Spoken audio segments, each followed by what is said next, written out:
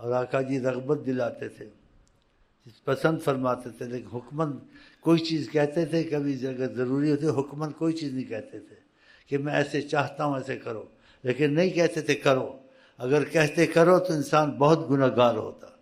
اسی کبھی اذان نہیں دی کہ اذان دیتے اور حی علی الفلاح کوئی نہ آتا، اس کے پاس بہت بڑی مصیبت ہو جاتی. آپ کا کہنا دوسرے کا کہنا بہت فرق ہے.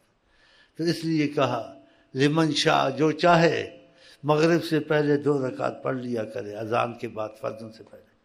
تو یہ ہم کبھی کبھی پڑھتے ہیں، بعد میں بھول جاتے ہیں.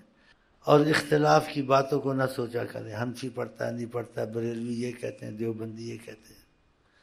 یہ صحیح حدیث ہے، آقا جی نے ایسے کیا ہے اور کہا ہے.